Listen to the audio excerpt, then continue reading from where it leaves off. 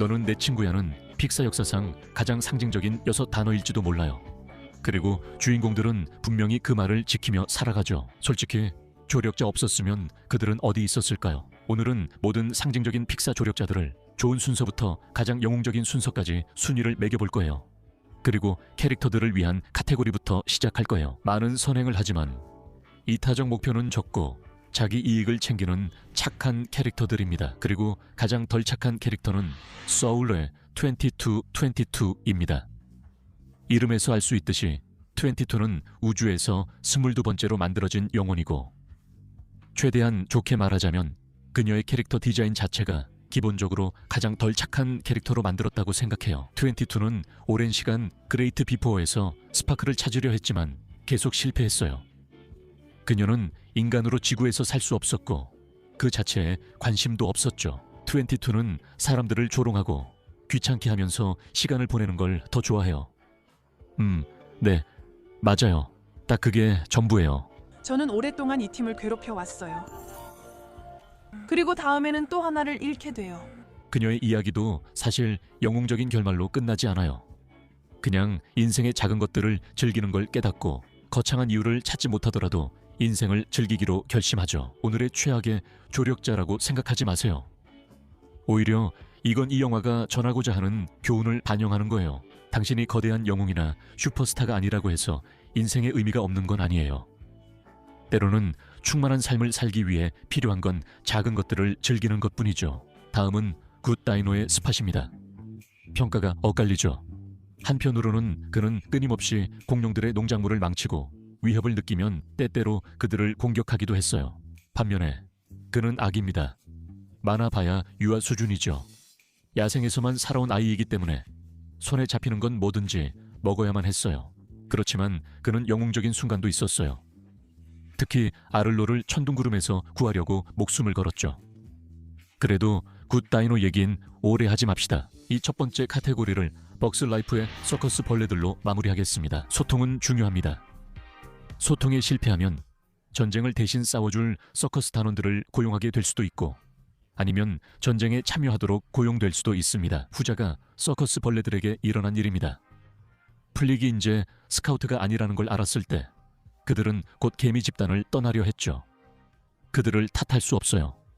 결국 그들도 개미 섬에 정이 들었으니까요. 그래서 플릭의 계획에 동참해 메뚜기들을 쫓아내려고 가짜 새를 만드는데 도움을 줬습니다. 물론 그들도 어느 정도 공을 자신들에게 돌렸지만 플릭 때문에 죽을 뻔한 걸 생각하면 이해할 수 있습니다. 이제 이타적인 캐릭터들로 넘어가겠습니다. 이제 진정으로 착한 조력자들입니다. 먼저 바퀴벌레 할부터 시작하겠습니다. 이브가 나타나기 전까지 월리의 유일한 친구는 이 친근한 작은 바퀴벌레였습니다. 그는 좋은 시절이든 나쁜 시절이든 항상 월리 곁에 있었죠. 그로 인해 얼마나 자주 잠깐씩 짓눌리게 되든 상관없이 말입니다. 정말 대단한 충성심이죠. 브레이브에 나오는 말 앵거스도 다른 조연 캐릭터들에 비해 그렇게 큰 개성을 가진 건 아닙니다. 이건 이해할 만하죠. 다시 말하지만 그는 말이니까요. 그는 메리다를 공영에 빠지지 않게 하려고 노력합니다. 예를 들어 숲에서 윈스프를 따라가지 못하게 막으려고 하는데 그 이유는 윈스프가 위험한 운명으로 이끌 수 있다고 두려워하기 때문이죠. 하지만 그렇다고 해도 그는 그렇게 많은 존경을 받지는 못합니다.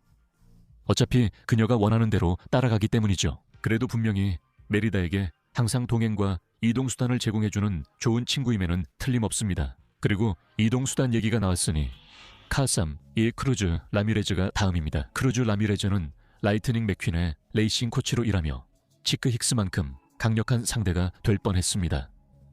그는 순진하지만 격려하는 인물입니다. 맞이할 준비, 인사할 준비, 그리고 이겨낼 준비. 그녀는 이를 완수하기 위해 엄청난 노력을 기울이고 또한 비교적 겸손해서 라이트닝의 나이 덕분에 문자 그대로 사실임에도 불구하고 자신이 연수생보다 더 낫다고 생각하지 않습니다. 이제 몬스터 대학교의 우즈마 카파에 대해 이야기해봅시다. 이 친구들은 마이크와 설리의 대학에서 아웃사이더로 겁주기 대회에서 탈락하고 사회적으로 소외된 신분으로 뭉친 언더독들입니다. 학교의 다른 학생들이 그들을 무시함에도 불구하고 오케이 멤버들은 항상 다른 사람들에게 친절하게 대하며 마이크와 심지어 설리까지 겁주기 대회에 새로운 멤버로 기꺼이 받아들입니다. 이제 그리 작지 않은 요리사 링균이에 대해 이야기해봅시다.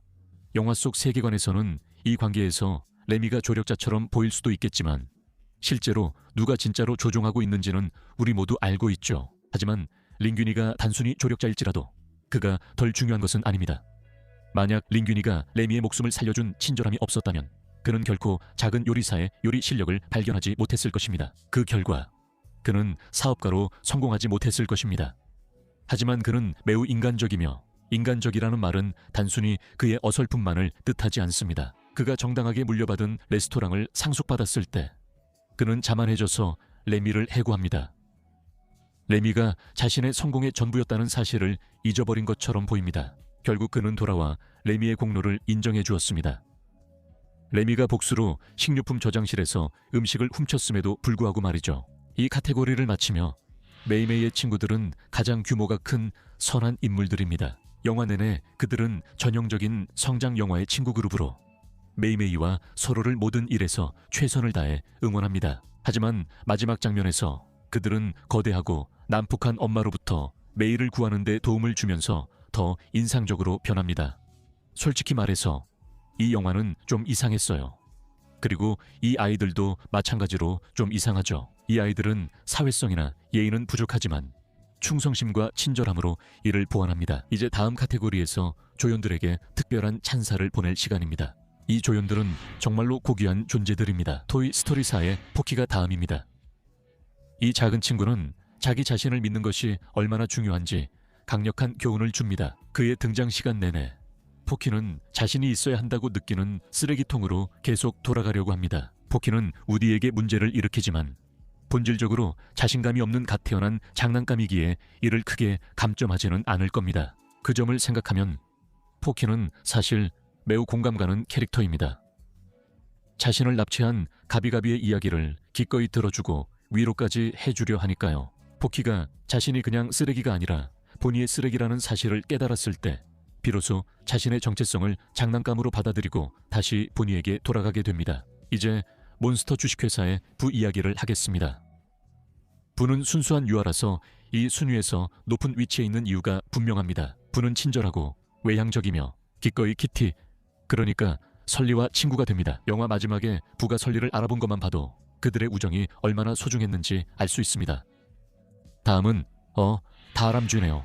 아니 덕입니다. 솔직히 덕은 굳이 설명이 필요 없는 캐릭터라고 생각해요. 그는 그냥 착한 강아지입니다. 그게 그의 모든 성격이죠. 덕은 그저 다정하고 신나는 강아지일 뿐이에요. 덕은 먼스에게 일하든 칼에게 일하든 항상 이타적이고 헌신적입니다. 그리고 우리 목록에 있는 또 다른 강아지 슬링키 독이 다음입니다. 버즈는 조연이라기보다는 거의 주연급이기 때문에 우리는 슬링키가 오리지널 토이스토리의 진정한 사이드킥이라는 타이틀을 받을 자격이 있다고 생각했습니다. 그 타이틀은 우디의 친구들 중 누구에게나 갈 수 있겠지만 슬링키는 그 중에서도 가장 충성스러운 친구로 돋보입니다. 왜냐하면 다른 친구들이 우디가 버즈를 죽였다고 비난할 때 슬링키만이 우디를 변호하려고 했기 때문입니다. 우디, 우리는 내 말을 믿어. 그치 렉스? 그는 자신의 늘어나는 몸을 다리나 구명조끼 아니면 친구들이 위기를 벗어나는 데 필요한 어떤 긴 밧줄 같은 것으로 기꺼이 사용하려는 점에서 추가로 영웅 점수를 받아 우리는 지금까지 여러 명의 인간의 가장 친한 친구에 대해 이야기했으니 다음으로는 고양이가 누구의 가장 친한 친구인지 한번 살펴보자. 삭스는 다소 잊힌 픽사 영화에서 등장했지만 영화 전체를 책임질 만큼 열심히 일해 그 단점을 충분히 보완한다. 삭스는 빅 히어로 6 베이맥스의 로봇 고양이 버전과 같다. 그는 버즈가 장기간 떨어져 겪는 감정 혼란과 스트레스를 극복하도록 맞춤 제작된 존재야. 결국 주인에 대한 충성이 최우선이지. 더그와 마찬가지로 삭스도 버즈가 현실감과 도덕적 기준을 잃기 시작할 때조차 끝까지 버즈에게 충성을 다해 미래 삭스가 보여준 것처럼 미래 버즈가 자신들과 사랑하는 모든 이들이 죽을 수도 있는 계획을 실행하려 할 때에만 탈출을 시도했지. 그 정도면 도망칠 만한 충분한 이유야. 다음은 루카에 나오는 줄리아야. 처음에는 좀 쌀쌀맞아 보일 수 있지만 며칠 전에 만난 친구들까지도 위해서라면 끝까지 함께하는 의리를 보여줘. 루카가 자신이 받아 괴물임을 밝히자 그녀는 그의 안전을 위해 마을을 떠나라고 권해. 자신의 소중한 우정을 희생하면서까지 그의 안녕을 생각한 거지. 그녀는 친구들을 에르칼리로부터 구하기 위해 인생의 절반 가까이 노력해 온 목표인 푸에르토로소컵 우승의 기회마저도 기꺼이 포기하려 했어. 이제는 놀기를 좋아하는 변함없는 친구. 인사이드 아웃의 빙봉에 대해 말해볼게. 빙봉은 너무 선량해서 다른 캐릭터들과 비교하는 것 자체가 반칙처럼 느껴지는 그런 인물이야. 상상 속 친구인 빙봉은 라일리의 삶과 상상력을 풍요롭게 해주기 위해 존재하는 캐릭터야. 라일리가 그를 잊기 시작하자 기쁨이와 슬픔이가 본부로 돌아갈 수 있도록 자신을 희생할 정도였지. 처음에는 그 자기 희생의 순간 때문에 빙봉이 우리 순위에서 1위일 거라고 확신했어. 하지만 곧 빙봉이 누군가를 죽였다는 사실이 떠올랐지. 물론 그 사람은 상상 속 구름 친구였지만 네가 그냥 평범하게 지내고 있는데 갑자기 의식이 있는 코끼리가 네 집 일부를 뜯어가고 네가 당연히 항의하니까 그가 그냥 그건 아니야 빙봉. 넌 더 나은 존재라고 생각했어. 그리고 이 부분의 마지막은 토우 메이터입니다. 그는 장난기 많은 성격 때문에 아쉽게도 우리의 최상위권에는 들지 못했습니다. 그는 트랙터를 넘어뜨리는 장난을 치는데 이건 자동차 세계에서 소를 넘어뜨리는 것과 비슷하죠. 그리고 가끔 눈치가 없을 때도 있습니다. 그렇지만 메이터는 눈치 없는 점을 충분히 상쇄할 만큼 친절함을 가지고 있습니다. 무엇보다도 이 친구는 항상 라이트닝 곁에 있습니다. 처음부터 그를 친구로 여기고 경주전과 도중에 격려해주며 전반적으로 그의 기운을 북돋아 주려고 노력하죠. 그리고 마지막 카테고리는 우리가 좋은 말만 할 수 있는 조연들에게 주어집니다. 이들은 순수한 마음을 가진 영웅들이죠. 그리고 우리는 미겔의 영혼 안내자 단테로 시작합니다. 처음에는 단순하고 다정한 길거리 개처럼 보일 수 있지만 단테에게는 겉으로 보이는 것보다 훨씬 더 많은 것이 있습니다. 사실 단테는 처음부터 미겔의 영혼 안내자였고 리베라 가문 조상들을 떠나 감옥에 있는 미겔을 구할 만큼 헌신적이었습니다. 미겔이 단테와 그의 도움을 모욕한 후에도 이 개가 관대한 성격임을 알 수 있습니다. 또 다른 동물 친구는 토이 스토리 2의 불스아이입니다. 슬링키처럼 불스아이는 우디에 대한 변함없는 충성심으로 본질적으로 정의됩니다. 불스아이가 우디를 알게 된 지 얼마 안 됐음에도 우리는 슬링키보다 그의 충성심에 더 감탄하게 됩니다. 특히 슬링키처럼 불스아이도 우디와 버즈가 집에 안전하게 돌아갈 수 있도록 도왔는데 비행기가 이륙할 때와 같은 속도로 달릴 수 있었다는 점이 정말 놀랍습니다. 또한 니모를 찾아서의 도리가 있습니다. 도리는 중요한 정보를 기억하는데 가장 적합한 인물은 아닐 수 있지만 하지만 격려나 변함없는 정서적 지지가 필요할 때 도리는 그 역할을 해줍니다. 도리는 말린과 우연히 부딪혔고 말린이 당황하고 있을 때 즉시 그를 위로해 주었으며 그의 잃어버린 아들을 찾는데 헌신했습니다. 이건 정말 대단한 관대함이죠. 도리는 말린이나 니모를 알아서가 아니라 어떤 대가도 바라지 않고 그를 도왔습니다. 그녀는 단지 친절하게 행동했을 뿐이고 심지어 말린이 더 많이 놀고 덜 걱정하는 법을 배우도록 도와주기도 했습니다. 픽사 신작 조연 글로드는 아쉽게도 상위 3위에는 못 들었지만 그 다음 순위입니다. 글로드는 무섭지만 사랑스러운 외계 달팽이로 망설임 없이 엘리오의 가장 친한 친구가 됩니다. 글로든이 처음 겁에 질린 엘리오를 만났을 때 그는 엘리오를 부드러운 거미줄 같은 것으로 감쌉니다. 그리고 엘리오가 자신을 먹으려는 게 아닐까 의심할 때 글로든은 포대기로 감싸는 걸 역겨워합니다. 이는 무서울 때 엄마가 해주던 일이었기 때문입니다. 이런 진실되고 아이 같은 공감 능력이 글로든의 성격의 핵심입니다.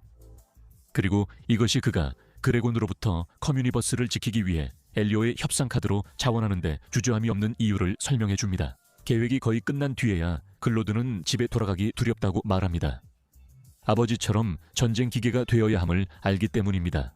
글로든이 두려움에도 친구를 돕기 위해 얼마나 노력했는지 존경스럽습니다.